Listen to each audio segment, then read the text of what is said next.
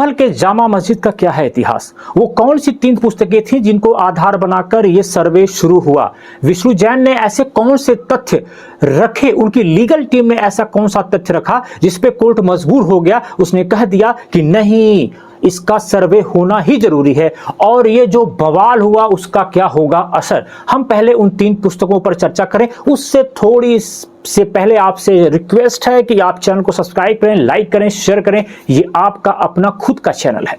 जी हाँ, आइए हम बात करते हैं बाबर को लेकर। चूंकि ऐसा इल्जाम लगाया जा रहा है हिंदू पक्ष की तरफ से कि बाबर ने उनके हरिहर मंदिर को तोड़ के इस मस्जिद का निर्माण 1529 में किया।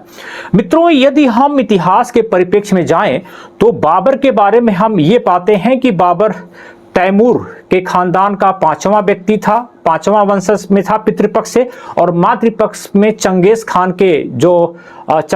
के वंशज में यह 14वां व्यक्ति था। इसके रक्त में मंगोल और तुर्क दोनों का खून था। और लेकिन जब ये भारत आता है, वे ठंडे प्रदेश से भारत आता है, भारत की जलवायु गर्म रहती है, और एक युद्ध लड़ा जाता है जिसका आप इतिहास में काफी नाम सुनेंगे, पानीपत का युद्ध। उस पानीपत के युद्ध में इब्राहिम लोदी हार जाता है, बाबर जीत जाता है। यह घटना 1526 की है। लेकिन आप सोचिए कि बाबर का जो मुख्यतः कार्यकाल है वो 4 वर्ष का है, और किसी भी स्थापत्य को स्टेब्लिश करने में, किसी दूसरे देश पर आके शासन करना और एक स्थापत्य को स्टेब्लिश कर जाना, ये 4 वर्ष में संभव नहीं है।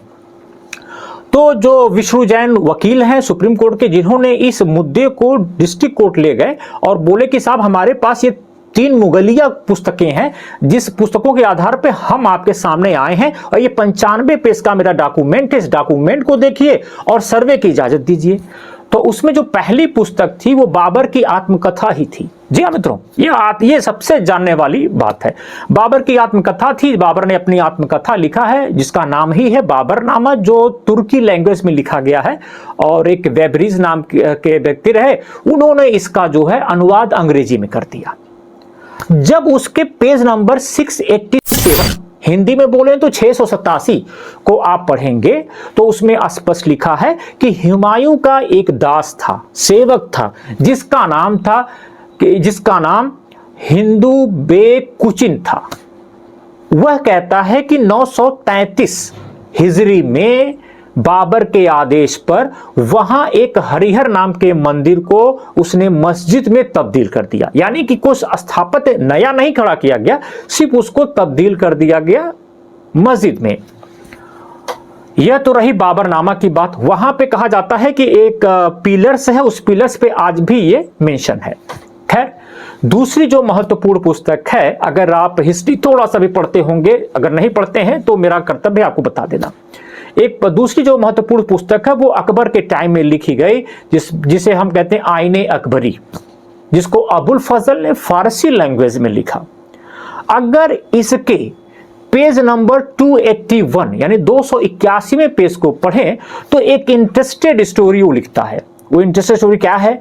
वो कहता है कि यहां पर प्रचुर मात्रा में शिकार उपलब्ध है, और शिकार एक ऐसे जानवर का है जिसकी शक्ल तो हाथी की तरह है, लेकिन उसके पास सूंड नहीं है, जिसके पास सींगे हैं जो अन्य जानवरों को उससे घायल कर देता है। संभवतः यह राइनो अर्थात कि गैंडा के बारे में बात कर रहा था। और ये भी कहता उसकी खाल से ढोल बनती है, और उसके सींग से धनुष का जो है डोरी बनाया जाता है।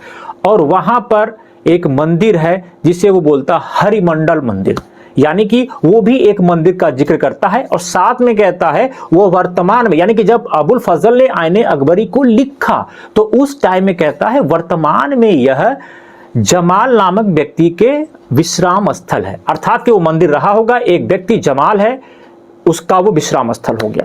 तीसरा जो सबसे महत्वपूर्ण डॉक्यूमेंट है वो 1874 यानी 1874 और 1876 के आसपास आता है मित्रों।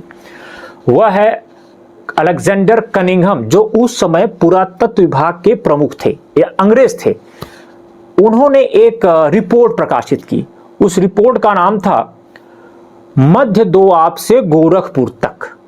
उसके पेज नंबर 24 से और 27 के बीच में जब आप पढ़ेंगे तो उन्होंने एक और इंटरेस्टेड स्टोरी लिखी। इंटरेस्टेड स्टोरी क्या लिखी? उन्होंने लिखा कि ये जो संभल है तत्काल का, वर्तमान का, उसको त्रेता युग में यानी सतयुग में संभलेश्वर कहा गया या सब्रित कहा गया। त्रेता युग में इसे महादग्नि कहा गया, द्वापर में इसे पिंगला कहा गया और कलयुग में इसे संभल कहा गया। ये हम नहीं बता रहे हैं, ये कनिंघम महोदय ने अपनी उस रिपोर्ट में लिखा। कहते हैं जो संभल है जगह है वो रुहेलखंड के माहिष्मती नदी के बीच में बसा हुआ है। वहां पर एक मंदिर है जहां 10वें अवतार का प्राकट्य होना है, जिसकी जड़ें हिंदू मंदिर से जुड़ती हैं। अब ये जो 10वें अवतार का प्राकट्य होना है, साथ में उन्होंने ये भी कहा कि वहां जो मंदिर है उसका सेवक एक ब्राह्मण है और वहीं पर 10वां अवतार कब होगा, जब यह इस एरा अर्थात कि हिंदू धर्म के आधार से कलयुग एरा की समाप्ति हो जाए, समाप्ति की कगार पर रहेगा, तभी उस 10वें अवतार का प्राकट्य होना है। इन 3 महत्वपूर्ण बाबरनामा, अकबरनामा जिसे आईने अकबरी कहते हैं और ये गजेटियर, इन 3 महत्वपूर्ण पुस्तकों को, मैं किसी भी हिंदू धार्मिक ग्रंथ का नाम ही नहीं ले रहा हूं, इन 3 पुस्तकों को मिलाकर एक 95 पेज की डॉक्यूमेंट तैयार की जाती है और वो डॉक्यूमेंट जज महोदय की रखी जाती है। उसको साहब पढ़ते हैं, जज साहब, और कहते हैं कि नहीं, इसका सर्वे करा लेना चाहिए।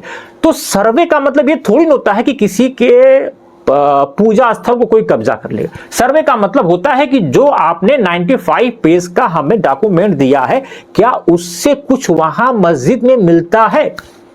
क्योंकि मस्जिद इस्लामी परंपरा होती है, उसकी नक्काशी अलग होती है, उसमें बुत परस्ती नहीं होती है। तो क्या जो मेंशन है इन किताबों में, ऐसा कुछ वहां दिखता है?